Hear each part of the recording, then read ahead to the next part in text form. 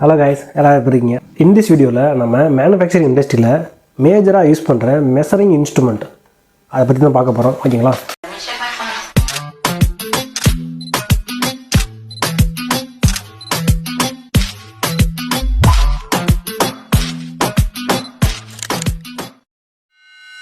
நீங்கள் வந்து CNC ஆப்ரேட்டராக work பண்ணாலும் சரி, இல்லை QC ரிலேட்டடாக நீங்கள் ஏதாவது ஒர்க் பண்ணாலும் சரி, மெஷரிங் இன்ஸ்ட்ருமெண்ட்டை பற்றி நாலேஜ் இல்லாமல் நீங்கள் ஒன்றுமே பண்ண முடியாது. ஸோ அதை பற்றி நல்லா நாலேஜ் வளர்த்துக்குங்க. ஸோ இந்த வீடியோவில் நம்ம மேஜராக யூஸ் பண்ணுற மெஷரிங் இன்ஸ்ட்ருமெண்ட்டு, அது எதுக்கு யூஸ் பண்ணுறாங்க, எப்படி யூஸ் பண்ணணும் அப்படின்றத பார்க்கலாம். ஓகேங்களா? வாங்க உள்ள போகலாம். ஃபஸ்ட்டு மிஷின் ஷாப்பில் மேஜராக யூஸ் பண்ணுற மெஷரிங் இன்ஸ்ட்ருமெண்ட்டை பற்றி ஃபுல்லாக பார்த்துடலாம். அதுக்கப்புறம் ஒன் பை ஒன்னாக நான் வந்து ப்ரீஃபாக எக்ஸ்பிளைன் பண்ணுறேன்.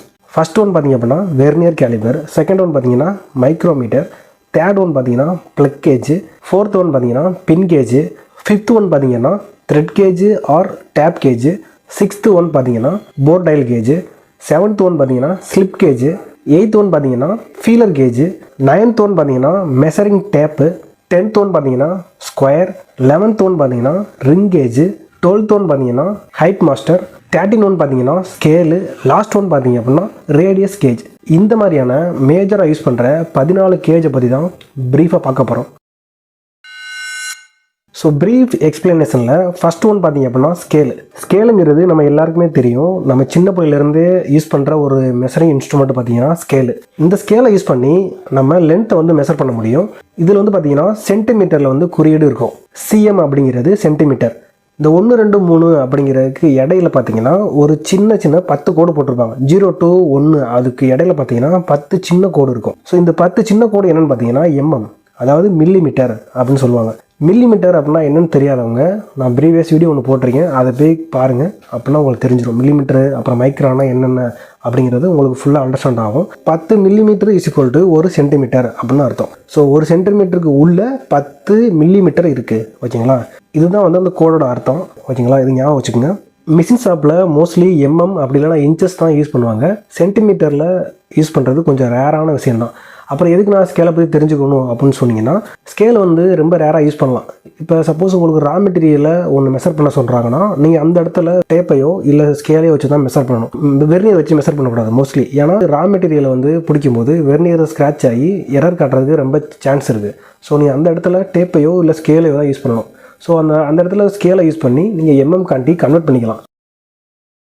இதில் நெக்ஸ்ட் பார்த்திங்க அப்படின்னா மெஷரிங் டேப்பை பற்றி தான் பார்க்க போகிறோம். இந்த மெஷரிங் டேப்பை யூஸ் பண்ணி லென்த்து அப்புறம் ஹைட்டு ரெண்டையும் நம்ம மெஷர் பண்ண முடியும். இதில் வந்து பார்த்திங்கன்னா inches, feet, centimetre, metre, millimetre இது எல்லாத்தையும் மெஷர் பண்ணலாம். ஸோ இன்ச்சஸ்லேயும் மெஷர் பண்ணலாம், ஃபீட் அப்படின்னா அடியிலையும் மெஷர் பண்ணலாம், சென்டிமீட்டர்லேயும் மெஷர் பண்ணலாம், மீட்டர்லேயும் மெஷர் பண்ணலாம், மில்லிமீட்டர்லேயும் மெஷர் பண்ணலாம். ஸோ இது எல்லாத்தையுமே வந்து இந்த டேப்பை யூஸ் பண்ணியே மெஷரிங் பண்ண முடியும். ஸோ மில்லிமீட்டர் அளவு மெஷர் பண்ணுறது கொஞ்சம் கஷ்டம் தான். ஏன்னா அந்தளவுக்கு அக்யூரசி இதில் இருக்காது. இது அக்யூரஸியாக நம்ம செக் பண்ண முடியாது. இன்ச்சஸ்ஸு அப்புறம் அடி, மீட்ரு, சென்டிமீட்டர்லாம் நீங்கள் அசால்ட்டாக யூஸ் பண்ணலாம். இதை யூஸ் பண்ணி மெஷர் பண்ணலாம். இந்த வரிசையில் நெக்ஸ்ட் பார்த்திங்க அப்படின்னா வெர்னியர் கேலிப்பர். வெர்னியர் கேலிப்பர் வந்து இருக்காத கம்பெனியே இருக்காது. நீங்கள் மிஷின் ஷாப்பில் எடுத்துக்கிட்டீங்க அப்படின்னா வெர்னியர் கேலிப்பருங்கிறது ரொம்ப முக்கியமான ஒரு இன்ஸ்ட்ருமெண்ட்டு. இதுலேயே வந்து பார்த்திங்கன்னா டிஜிட்டலும் இருக்குது, நம்ம மேனுவலாக அனலாக்கும் இருக்குது, போர் டயல் வெர்னியர் இருக்குது. ஸோ இந்த மாதிரி நிறைய டைப்பான வெர்னியர் இருக்குது. அதுலேயே பார்த்திங்கன்னா டெப்த் வெர்னியர், அதுன்னு ஊர்பட்ட வெர்னியர் இருக்குது. நாம் வந்து மேஜராக இப்போ வெர்னியர் எப்படி யூஸ் பண்ணுறது அப்படிங்கிற மட்டும் சொல்கிறேன். ஓகேங்களா? ஃபியூச்சர் வீடியோவில் வெர்னியரை மட்டும் நான் தனியாக ஒரு வீடியோ போடுறேன். வெர்னியரில் என்னென்ன டைப் இருக்குது, அதை எப்படி யூஸ் பண்ணுவாங்க, எதுக்காக யூஸ் பண்ணுவாங்க அப்படின்னு ஃபுல்லாக டீட்டெயிலாக ஒரு வீடியோ போடுறேன். இப்போ வந்து வெர்னியர்னால் என்ன, அதை எதுக்காக யூஸ் பண்ணுறாங்க அப்படிங்கிற மட்டும் பார்ப்போம்.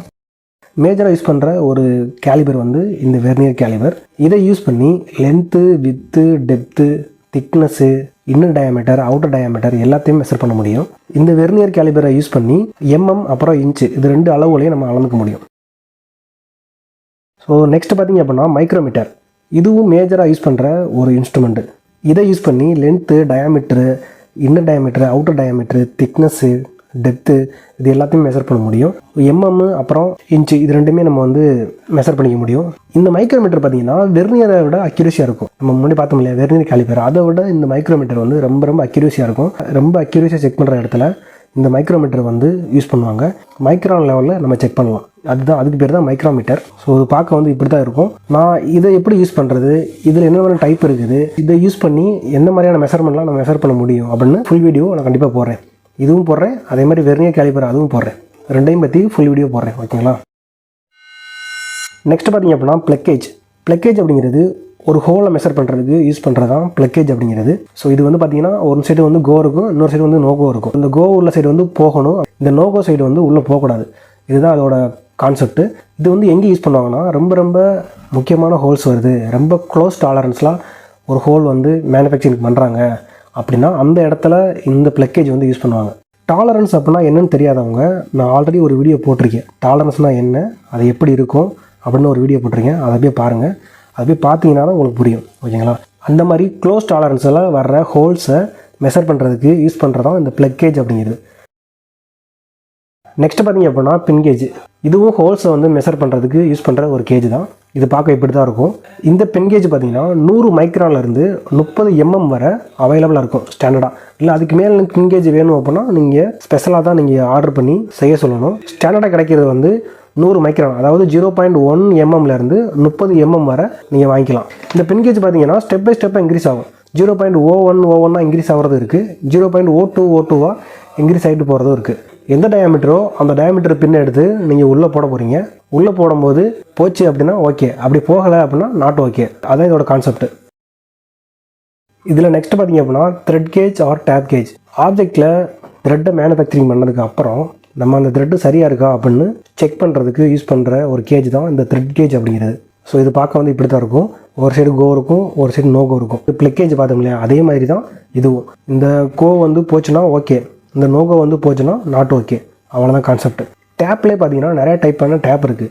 இன்ச் டேப் இருக்குது, மெட்ரிக் டேப் இருக்குது, டேப்பர் த்ரெட் இருக்குது, ஓடி த்ரெட் இருக்குது. இந்த மாதிரி நிறையா ஸ்டாண்டர்டான த்ரெட்டிங் வந்து இருக்குது. கரெக்டான கேஜை நீங்கள் போட்டு பார்க்கணும். ஓகேங்களா? ஸோ நான் த்ரெட் எப்படி பார்க்குறது அது எல்லாம் பற்றி நான் ஃபியூச்சரில் சொல்கிறேன். ஸோ த்ரெட் கேஜை பொறுத்தவரை இதுதான் கான்செப்ட். ப்ளக்கேஜ் மாதிரி தான். இந்த கோ சைடு வச்சுட்டு நீங்கள் உள்ளே திரும்பி பார்க்கணும்.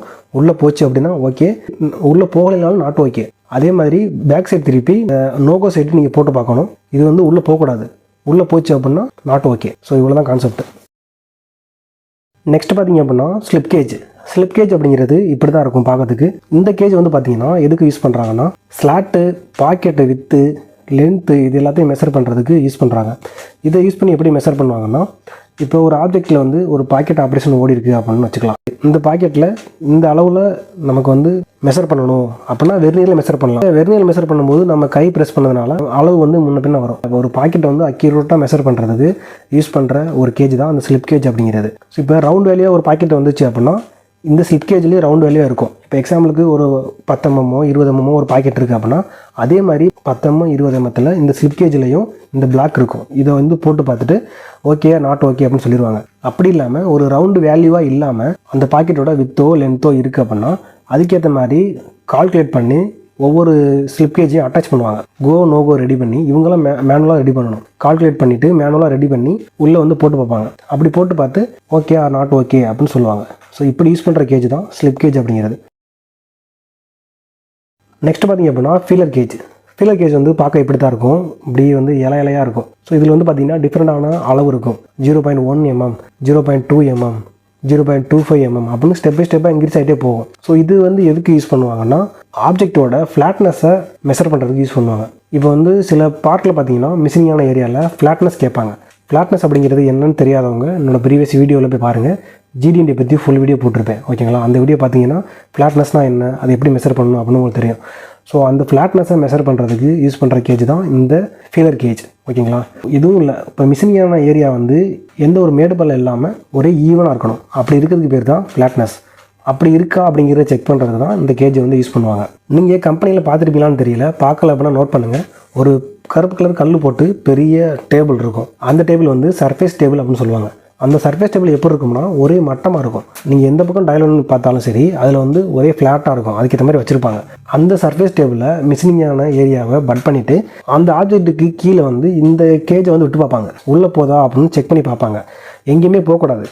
அவங்க ஒரு லிமிட் கொடுத்துருப்பாங்க, இவ்வளோக்குள்ளே உள்ளே போனால் ஓகே அப்படின்னு. இப்போ 0.02 mm அப்படின்னு கொடுத்துருக்காங்க அப்படின்னா 0.02 mm உள்ள அந்த இலை வந்து உள்ளே போச்சுன்னா அந்த பார்ட் வந்து ஓகே. அதுக்கு மேலே போச்சு அப்படின்னா நாட் ஓகே. இப்படி தான் வந்து இந்த ஃப்ளாட்னஸை வந்து செக் பண்ணுவாங்க. அந்த ஃப்ளாட்னஸை செக் பண்ணுறதுக்கு யூஸ் பண்ணுற கேஜ் தான் இது. நெக்ஸ்ட் ஒன் பார்த்தீங்க அப்படின்னா ரேடியஸ் கேஜ். ஆப்ஜெக்டில் இருக்க ரேடியஸை மெஷர் பண்ணுறதுக்கு யூஸ் பண்ணுறது தான் இந்த ரேடியஸ் கேஜ். இது பார்த்தீங்கன்னா இந்த ஃபீலர் கேஜ் மாதிரியே இலையாக இருக்கும். இது வந்து இந்த கார்னரில் பார்த்தீங்கன்னா அந்த மாதிரி ரேடியஸ் இருக்கும். இது ஒவ்வொன்றும் ஒவ்வொரு radius, 1 mm radius, 2 mm radius, 2.5 radius, அந்த மாதிரி ஒவ்வொரு இலையும் ஒவ்வொரு ரேடியஸ் இருக்கும். அந்த கார்னரில் இருக்க அந்த ரேடியஸையும் ஆப்ஜெக்டில் இருக்க அந்த ரேடியஸையும் வச்சு மேட்ச் பண்ணி பார்ப்பாங்க. இப்போ எக்ஸாம்பிளுக்கு 2 mm ரேடியஸ் நீங்கள் ஓட்டிருக்கீங்க ஆப்ஜெக்டில் அப்படின்னா அந்த 2 mm ரேடியஸை எடுத்து இப்படி வச்சு பார்ப்பாங்க. ரெண்டும் மேட்ச் ஆகணும். மேட்ச் ஆனால் பார்ட் ஓகே, அப்படி இல்லை அப்படின்னா அந்த ரேடியஸ் வந்து கம்மியாகவோ அதிகமாகவோ இருக்குது அப்படின்னு ரிஜெக்ட் பண்ணிடுவாங்க. ஸோ இப்படி தான் அந்த கேஜை வந்து யூஸ் பண்ணுவாங்க. இதிலே வந்து இன்னர் ரேடியஸ் கேஜும் இருக்குது, அவுட்டர் ரேடியஸ் கேஜும் இருக்குது. ஸோ 2 கேஜுமே அவைலபிளாக இருக்குது. இப்போ ஆப்ஜெக்டில் அவுட்டர் சைடு வந்து ரேடியஸ் இருக்குது, அதை மெஷர் பண்ணோம் அப்படின்னா அவுட்டர் ரேடியஸ் கேஜை வந்து யூஸ் பண்ணுவாங்க. ஆப்ஜெக்டில் இன்னர் ரேடியஸ் வருது அப்படின்னா இன்னர் ரேடியஸ் கேஜை வச்சு யூஸ் பண்ணி மெஷர் பண்ணுவாங்க. நெக்ஸ்ட் பார்த்தீங்க அப்படின்னா போர் டயல் கேஜ். இந்த போர் டயல் கேஜ் அப்படிங்கிறது போரிங் ஆப்ரேஷனை யூஸ் பண்ணி பெரிய பெரிய ஹோல்ஸை வந்து மேனுஃபேக்சரிங் பண்ணுவாங்க. ஸோ அந்த மாதிரி பெரிய பெரிய ஹோலை மேனுஃபேக்சரிங் பண்ணும்போது அதை மெஷர் பண்ணுறதுக்கு இந்த போர் டயல் கேஜ் தான் யூஸ் பண்ணுவாங்க. ஸோ இது வந்து இப்படி தான் இருக்கும். ஒரு ஸ்டெம்பு இருக்கும், மேலே ஒரு டயல் இருக்கும், கீழே வந்து இந்த மாதிரி ஒரு அமைப்பு இருக்கும். இதை வச்சு இப்படி தான் மெஷர் பண்ணுவாங்க. ரொம்ப அக்யூரஸியாக எனக்கு வந்து போர் டயமீட்டர் வேணும், ரொம்ப க்ளோஸ் டாலரன்ஸ் இருக்க போரை செக் பண்ணுறதுக்கு தான் இந்த போர் டயல் கேஜ் அப்படிங்கிறது. நெக்ஸ்ட்டு லாஸ்ட் ஒன் பார்த்தீங்க அப்படின்னா ring gauge. So ring gauge அப்படிங்கிறது இப்படி தான் இருக்கும். இது வந்து எதுக்கு யூஸ் பண்ணுவாங்க அப்படின்னா அவுட்டர் டயமீட்டரில் இப்படி வந்து போட்டு பார்ப்பாங்க, அதுக்கு யூஸ் பண்ணுவாங்க.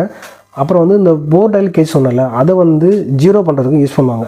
இந்த ரிங் கேஜை வந்து அந்த போர் டயல் கேஜில் வச்சு பார்த்துட்டு சைஸை வந்து செட் பண்ணுவாங்க. அந்த போர் டயல் கேஜ் வந்து கரெக்டாக இருக்குதா அப்படின்னு பார்க்குறதுக்கும் இந்த ரிங் கேஜ் வந்து யூஸ் பண்ணுவாங்க. அவ்வளோதாங்க. இது இந்த மாதிரியான மெஷரிங் இன்ஸ்ட்ருமெண்ட் தான் மேஜராக யூஸ் பண்ணுறாங்க மேனுஃபேக்சரிங் இண்டஸ்ட்ரியில், குறிப்பாக மிஷினிங்கில். ஸோ இதில் ஏதாவது டவுட் இருந்துச்சு அப்படின்னா கீழே கமெண்ட் பண்ணுங்கள். இல்லை உங்களுக்கு வேறு ஏதாவது டாப்பிக்கை பற்றி நான் எக்ஸ்பிளைன் பண்ணணும்னு நீங்கள் நினச்சிங்க அப்படின்னா அதையும் கமெண்ட் பண்ணுங்கள். நான் கண்டிப்பாக அந்த வீடியோ போடுறேன். ஓகேங்களா? ஸோ இதே மாதிரி நெக்ஸ்ட் வீடியோவில் வந்து எல்லோரும் மீட் பண்ணுறேன். ஓகே, பாய்.